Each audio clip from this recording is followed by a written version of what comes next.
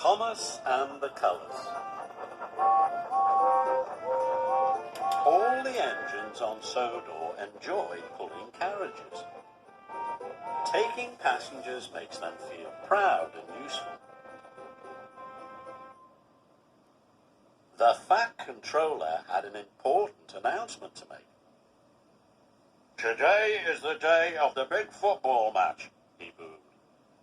"The Sodor school team will play a team from the mainland." All the engines were very excited.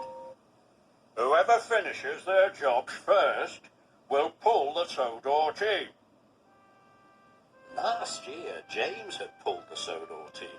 His carriages had been decorated with ribbons and flags. Everyone had cheered. This year, Thomas wanted to pull the Sodor team carriages. He was going to try hard to finish his jobs first. Soon Thomas's work was done.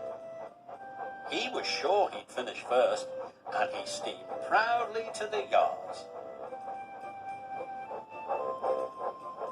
But when he puffed into the yards, there was James.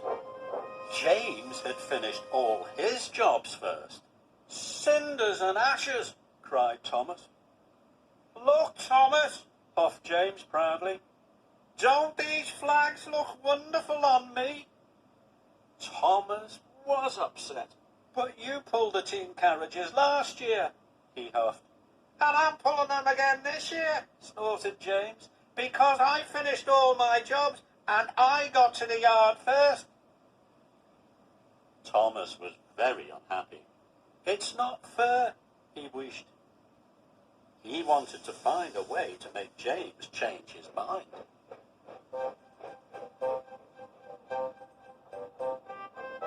James was on his way to collect the Sodor team, but he had to stop at a signal. Thomas puffed up next to him. "I've got an idea," tooted Thomas. "Why don't you take the Fat Controller to the match? He will have the trophy. That's the best job. Then I can take the Sodor team carriages for you." But James didn't want to take the Fat Controller or the trophy. He thought wearing the team colours was much more exciting. Thomas tried to think of another way to make James change his mind.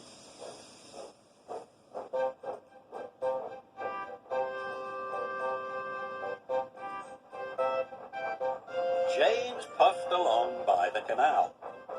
Thomas raced up alongside. "Wait, James," he cried. "Look at your reflection. Green flags spoil your bright red paint," puffed Thomas. But James didn't think so. He thought he looked splendid, and he puffed off smiling. Thomas's idea to take the team hadn't worked. He had to think of another one. James was still puffing proudly to collect the Sodor team. Thomas was puffing along too. He was thinking hard. Suddenly, an idea flew into his funnel. Thomas pulled up to the signal box. He was pleased that James hadn't yet arrived. "Quick, sir, you must change the points." So the signalman pulled a big lever. Then Thomas watched James fly into the siding. The siding hadn't been used for a long time. It was very overgrown. Thomas heard scratching and scraping sounds. When Thomas saw what had happened, he could not believe his eyes. "Cinders and ashes!" cried Thomas. All the green and white flags had been ripped from James's funnel and cab. The soda team colours are ruined, cried James. Thomas felt terrible. I'll go for help, he said, and he steamed quickly away. Thomas felt very silly. He wanted to take the team and he had spoiled everything. Just then he saw Bertie. Bertie was taking the children to the football match. They were all carrying flags and wearing scarves. But Bertie had broken down. Smoke was coming from his radiator and his engine made a wheezing sound. Please, Thomas, said Bertie, can you take the children to the football match for me? I'm sorry, Bertie, puffed Thomas, but I have to help James. Thomas felt bad. He had already got James into trouble and now he couldn't help Bertie. Suddenly, Thomas had an idea. I can take your passengers, Bertie, and I can help James too.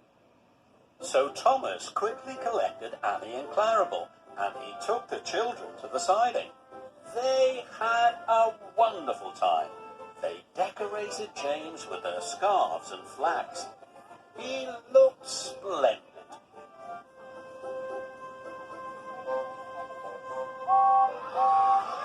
When James arrived at the football ground, everybody cheered. They all thought he looked wonderful. I look even better than last year, puffed James proudly. Thomas was very pleased. Maybe I could pull the school team next year, Thomas asked hopefully. James thought that was a grand idea. But only if you get to the yard first, he teased.